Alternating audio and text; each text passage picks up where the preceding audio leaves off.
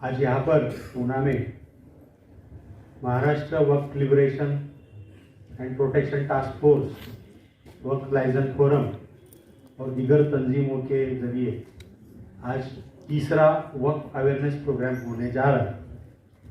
इस प्रोग्राम के लिए आए हुए मेहमान वक्फ बोर्ड के मेंबर डॉक्टर लांबे साहब, वक्फ लाइसेंस फोरम के प्रेसिडेंट फरीद तुंगेकर साहब, वक्फ टास्क फोर्स के प्रेसिडेंट सलीमुल्ला साहब, पूना के जानी मानी हस्ती, बड़े खिदमतगार और पॉलिटिकल शख्सियत तांबोली सेठ, और आप सब लोग वक्फ मिल्कियत को बचाने के लिए आए हुए सभी लोग, मैं आप सभी लोगों का तहे दिल से इस्तकबाल करता हूँ और शुक्रिया भी अदा करता हूँ। वक्फ अवेयरनेस को लेकर मुझे यहाँ पर कुछ लफ्ज़ कहने का मौका मिला, इसलिए मैं वक्फ टास्क फोर्स और ऑर्गेनाइजर्स का शुक्रिया अदा करता हूँ।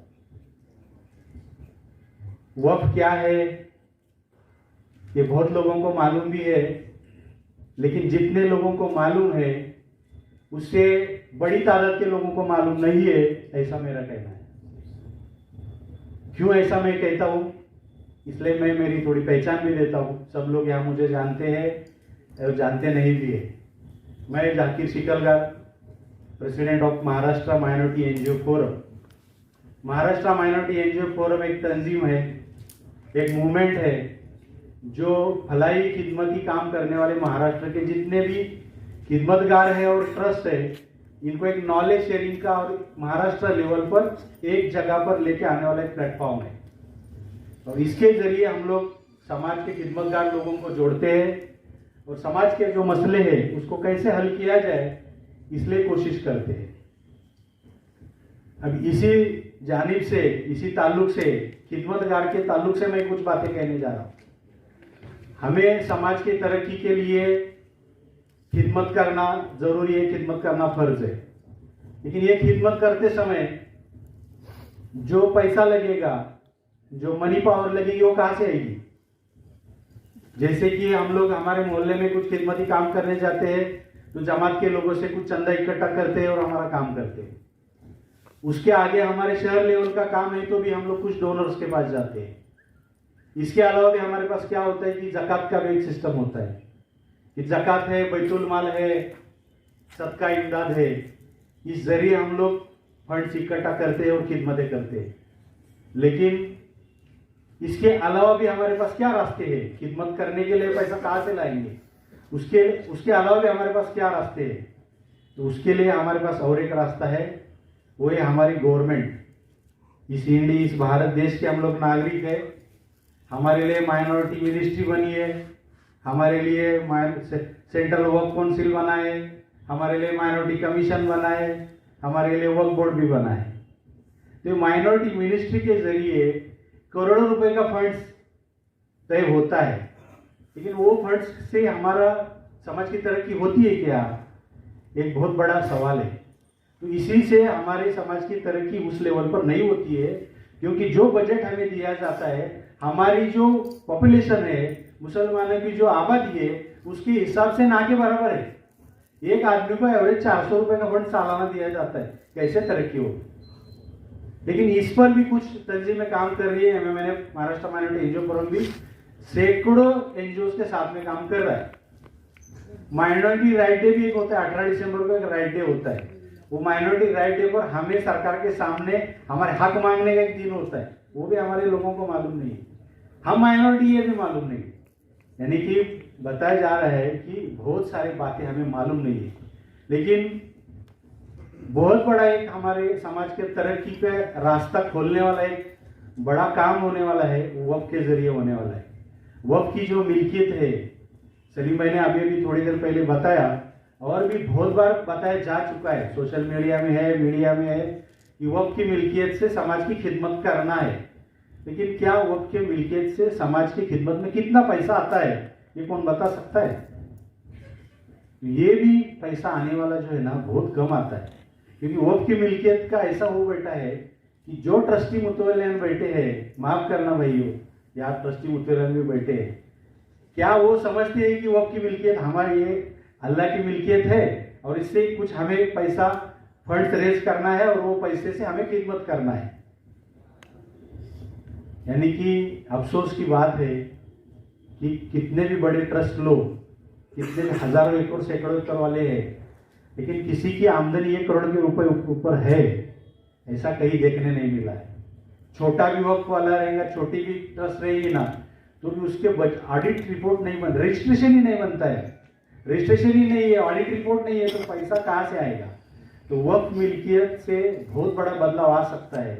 हम लोगों ने लास्ट ईयर औरंगाबाद में एक एनजीओ फोरम का एक कॉन्फ्रेंस लिया था। ऑनरेबल हमारे वक्फ बोर्ड के मेंबरान और खासदार इम्तियाज जलील साहब वहाँ चीफ गेस्ट थे, डॉक्टर हमीद साहब। तो हम लोगों ने वहाँ डिमांड की थी कि सरकार ने माइनॉरिटीज का बजट बढ़ा के देना चाहिए, और जैसा बाल्टी सारथी महामंडल है ऐसा हमारा एक महामंडल है, मौलाना महामंडल है, इसको करोड़ों के फंड 200-300 करोड़ का फंड तुरंत देना चाहिए। इम्तियाज जलील साहब ने वहाँ बयान किया था कि बोले वक्त मिल्कियत का पैसा अगर आएगा तो सरकार के 1 रुपए की हमें जरूरत नहीं है, लेकिन समाज को बदलने के लिए कितने पैसे की जरूरत है इसका जायजा भी किसने लिया है क्या। बहुत बड़ा अफसोस है, हम लोग रोजाना देखते हैं किसी के ऑपरेशंस के लिए पैसे की जरूरत है, किसी के पढ़ाई के लिए पैसे की जरूरत है, किसी का घर बांधने के लिए जरूरत है। हमारा कितना तबका स्लम में है, समाज को कितने पैसे की जरूरत है, ये भी इसका भी जायजा हमारे पास नहीं है। लेकिन यहाँ करीबन 25% से ज्यादा लोग जो बैठे हैं इस मजलिस में, वो कोई वक्फ ट्रस्टी नहीं है, कोई नहीं है, वो सिर्फ खिदमतगार लोग हैं, और वो भी सोचते हैं कि वक्फ के जरिए कुछ ना कुछ खिदमत के लिए रास्ते खुलेंगे, इसलिए वो लोग यहाँ बैठे हैं। और जो तंजीमें काम कर रही है वक्फ अवेयरनेस पर है, वक्फ के मिल्कियत को सही करने पर, जैसे कि हमारे सलीम भाई वक्फ टास्क फोर्स के जरिए करते हैं, फरीद तुंगेकर साहब करते हैं यहाँ पर, या हमारे एडवोकेट साहब भी आए हैं मुंबई से, बहुत सारे लोग इस पर काम करते हैं। मैं यहाँ पर खास करके मुबारकबाद देना चाहता हूँ सलीम मुल्ला साहब और फरीद तुंगेकर साहब और टीम को। कोंडवा का है, कोंडवा में सर्वे नंबर 55 का बहुत साल का मसला था, मैं खुद 5 साल से उस मसले से सलीम भाई को जानता हूँ, उसी मसले की वजह से ही मैं सलीम भाई की मेरी पहचान होगी। आज की हालत क्या है, सलीम भाई और चंद लोगों ने सिर्फ कागज और कलम की ताकत से आज वो मिल्कियत को आजाद कर दिया है, ऐसा मैं यहाँ कहना चाहता हूँ। ऐसे ही हम लोग सैकड़ों हजारों एकड़ महाराष्ट्र में, आज तुंगेकर साहब ने भी बताया, सलीम भाई ने भी बताया, महाराष्ट्र में 90,000 एकड़ से ज्यादा जमीन है।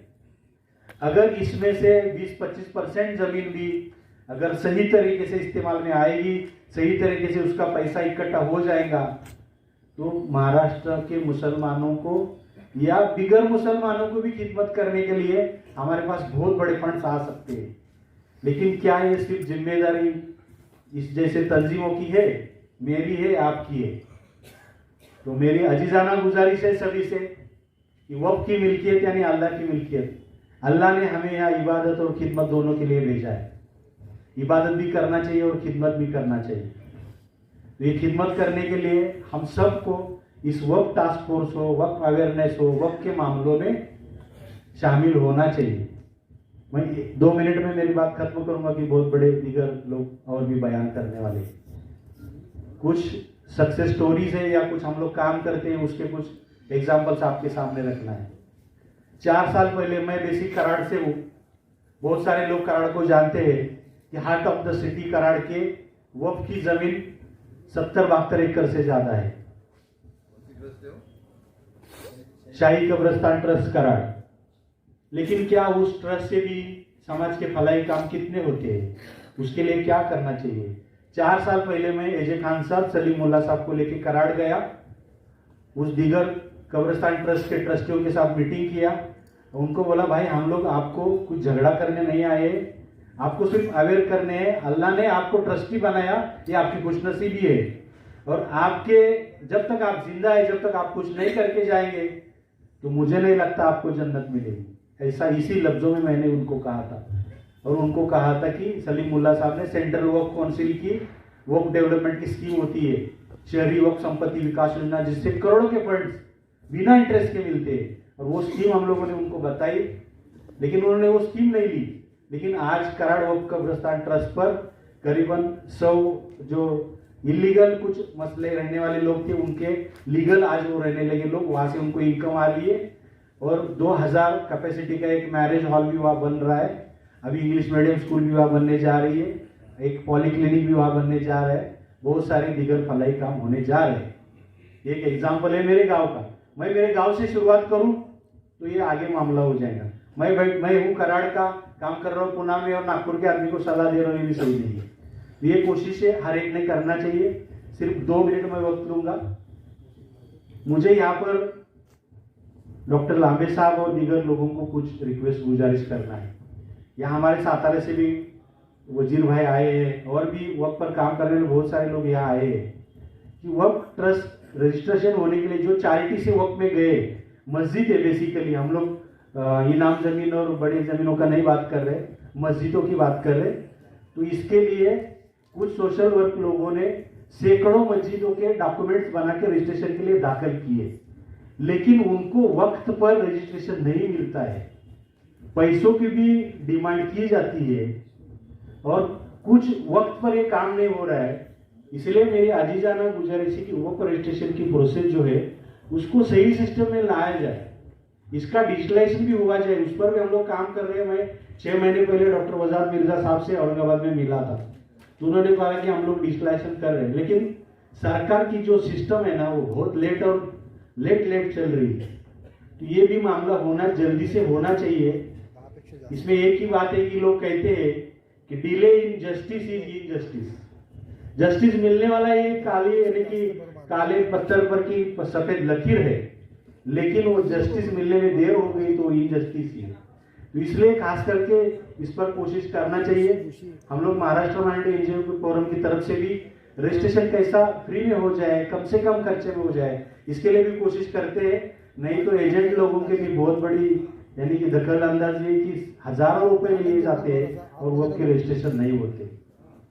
और यहाँ पर मैं कोशिश गुजारिश सबसे करूंगा कि वक्त की मिल्कियत यानी अल्लाह की मिल्कियत है। मेरा 5 रुपए गिर गया, 1000 रुपए लॉस हो गया तो मुझे कितना दर्द होता है, लेकिन मेरे अल्लाह की मिल्कियत का इतना बड़ा लॉस हो रहा है और हम लोग जाग नहीं रहे।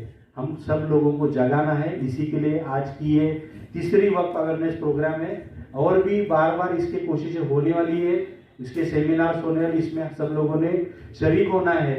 और जितने भी लोग इसमें ज़्यादा से ज़्यादा तादाद में वक्त मिल्कियत के बचाने में लगेंगे उतने कम है। इसलिए सभी लोग वक्त के मिल्कियत को बचाने में जुड़े रहे और रोजाना का काम करते रहे, रोजाना की खिदमतें करते रहे। इतनी गुजारिश करता हूँ। जज़ाकल्लाह, शुक्रिया।